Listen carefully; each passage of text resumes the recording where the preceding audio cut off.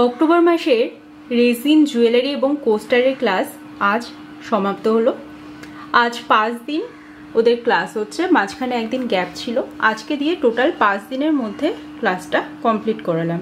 কখনো হোয়াটসঅ্যাপে video call হয়েছে, কখনো বা হয়েছে তোমার গুগল মিটের মাধ্যমে। তো স্টুডেন্টরা কিভাবে কি কতটা শিখতে পারলো সেটারই কিন্তু এখন ফিডব্যাক জেনে নেব।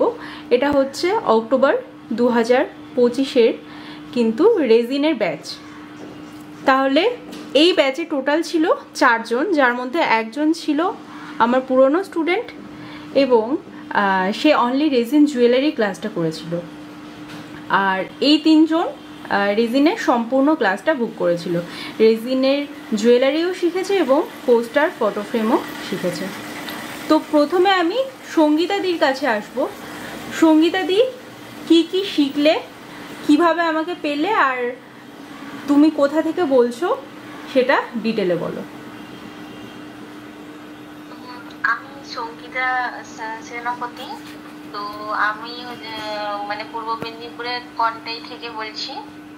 তো আমি দিদিকে পেয়েছিলাম ওই ইউটিউব থেকে। একদিন মানে এইসব কাজ শেখার খুব ইচ্ছে ছিল, তাই ইউটিউব খুঁজতে খুঁজতে একদিন হঠাৎ করে দিদিকে দেখলাম যে ইউটিউবে এরকম ক্লাস হয়। তো আমি ফার্স্টে দিদির কাছে আগে একবার ক্লাস করেছি, তো প্রথম সেখান থেকেই পেয়েছি। তারপরে পরপর মানে প্রত্যেকটা ক্লাসে দেখে বুক করেছি এই রেজিনের ক্লাসটা। তো রেজিন সম্বন্ধে আমার সেরকম কিছু আইডিয়াই ছিল না। তো বলতে গেলে কি আমি নতুন, আমি রেজিন বা এইসব শুধুমাত্র ওই ভিডিও বা ছবি ওইগুলোতেই দেখেছি, কিন্তু কখনো হাতে নাতে বা শিখতে পারবো ওরকম কিছু মানে বুঝতে পারি না। তারপরে দিদির কাছে ক্লাস বুক করার পরে শিখলাম, বুঝলাম যে কিভাবে যে রেজিনের যে সব থেকে বড় হচ্ছে রেজিনের যে মাপটা, ওটাই হচ্ছে সব থেকে, আমার কাছে মনে হচ্ছে ওটাই সব থেকে বড়।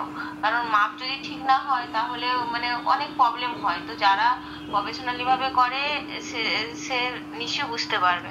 তো দিদির কাছে আমাদের ওটা দিদি একদিনই নিয়েছে ওইটা ভালো করে বোঝাতে, শুধুমাত্র ওই জিনিসটা বোঝাতে দিদি একদিনই নিয়েছে। তাই তো আমরা ভালোভাবে বুঝতেও পেরেছি। আমি তো আমার কাছে সবকিছু ক্লিয়ার, দিদির কাছে ক্লাস করেও আমার খুব ভালো লেগেছে।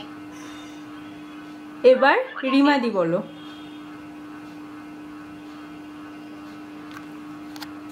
রিমাদি আনমিউট করে স্টার্ট করো।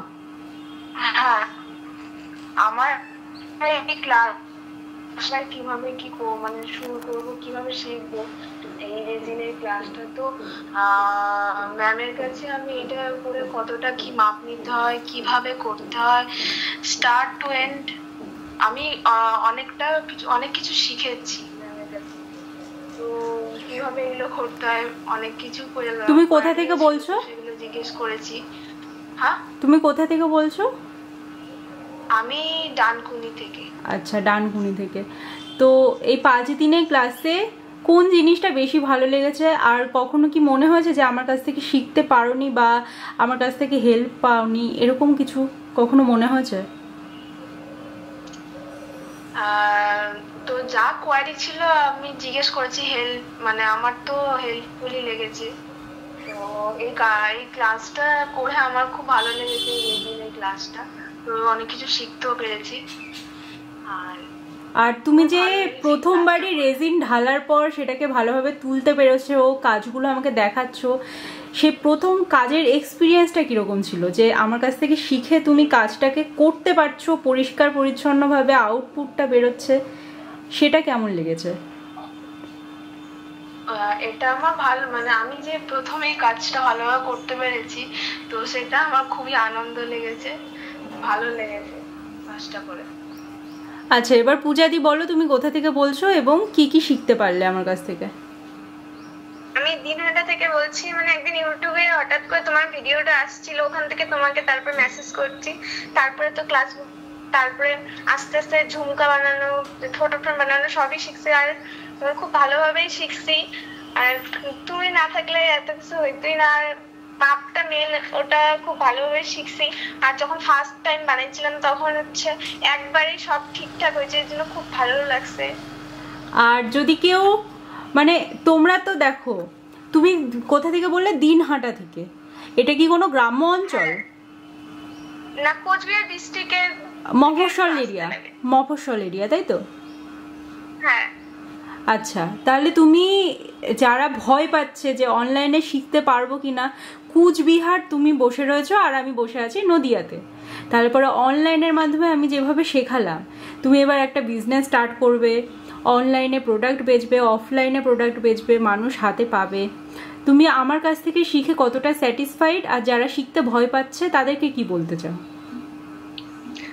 খুবই স্যাটিসফাইড। আর যারা শিখতে ভয় পাচ্ছে তাদেরকে বলবো শিখুক, কোনো সমস্যা নেই। মানে তোমার কাছে শিখলে তো কোনো সমস্যাই নেই, খুব ভালোভাবেই শিখতে পারবে। আর আমারও প্রথমে খুব যে কিভাবে কোথা থেকে শিখবো, আমাদের এদিকে তো এরকম কিচ্ছু নাই।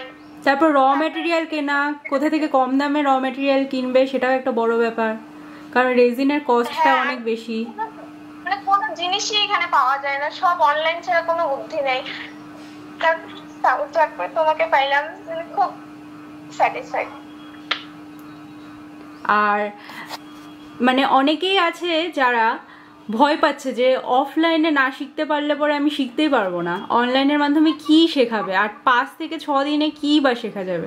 তোমরা 5 দিনের মধ্যে কি শিখলে? কিছু কি আদৌ শিখতে পেরেছো আমার কাছ থেকে? 3 জনকেই বলছি, 5 দিনে কি কিছু শিখতে পেরেছো আদৌ আমার কাছ থেকে?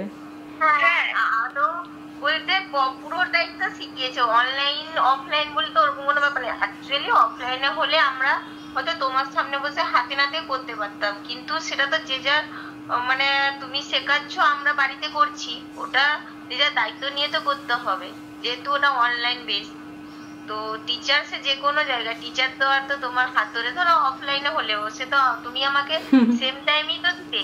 তো আমি যদি সেখানে না পারতাম তখন তো তোমার কিছু করার ছিল না, ওরকম কোনো ব্যাপার নেই। কথা একটাই, খাইয়ে দিতে পারবো কিন্তু হজম তো করিয়ে দিতে পারবো না। হ্যাঁ, সেটাই হচ্ছে কথা। হয়তো আমি একবার অফলাইনে শিখলে তোমার কাছে একবার বসে করলাম, তো তুমি আমাকে, আমি করতে পারলাম না, তুমি আমাকে সেম টাইম দিতে দেবে? তুমি আমাকে তো ঘন্টার পর ঘন্টা বসে রাখবে না, বা মানে আর তারপর যাতায়াত খরচা, থাকার খরচা, কত কিছু আছে, কত দূর দূর জেলা থেকে মানুষ শিখে। তাহলে অনলাইনের মাধ্যমে শিখলে কত সুবিধা। এই জিনিসটা এখনো তো এতটাও তো বেশি পপুলার হয়নি যে আমি সব জায়গায় শিখতে পারবো, আমাকে দূর দূর গিয়ে শিখতে হবে। ওটাও তো, আর বাড়ির মেয়েদের এইভাবে বাইরে বেরিয়ে থাকা শেখা এটা পসিবল হয় না। সেটাই। তার থেকে আমার মনে হয় অনলাইনে শিখে, আর এখানে তুমি তোমার মতো করে যতটা মানে রেজিনের যা কিছু হয় সবকিছুই তো শিখিয়েছো। এবার কতটা কি করবো সেটা আমার ব্যক্তিগত ব্যাপার, যেহেতু আমি পয়সা খরচা করে শিখছি। আমি যদি বলি না আমার পয়সাটা ফেস্ট গেছে আমি করবো না, সেটা তো যে যার নিজের ব্যাপার। চলো, প্রত্যেককে best wishes, best of luck. তোমরা খুব ভালোভাবে বিজনেস করো এবং প্রথম অর্ডার পেলে অবশ্যই আমাকে জানিও।